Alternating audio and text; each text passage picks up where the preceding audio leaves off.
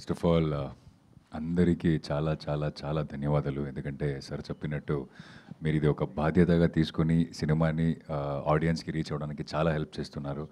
And audience బయటకొచ్చి అంటే అమ్మాయిలు బయటకొచ్చి నన్ను చూసి ఒక 2, 3 లుక్ ఇచ్చేశారు సార్. అంటే దాంట్లో నాకు అర్థమైపోయింది ఎంత కనెక్ట్ అయ్యారు సినిమాకి, క్యారెక్టర్స్‌కి ఎంత కనెక్ట్ అయ్యారని అర్థమైపోయింది.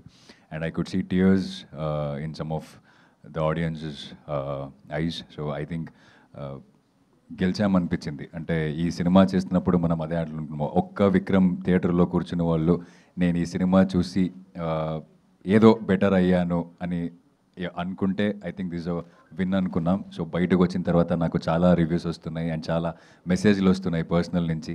అందరు ఏం చెప్తున్నారంటే ఎక్కడో మనకు తెలియకుండా ఇలాంటి సిచ్యుయేషన్స్లో మనం కూడా ఉందాం, నేను కూడా ఇలాంటిది చేశాను అని అబ్బాయిలు నాకు టెక్స్ట్ చేస్తున్నారు.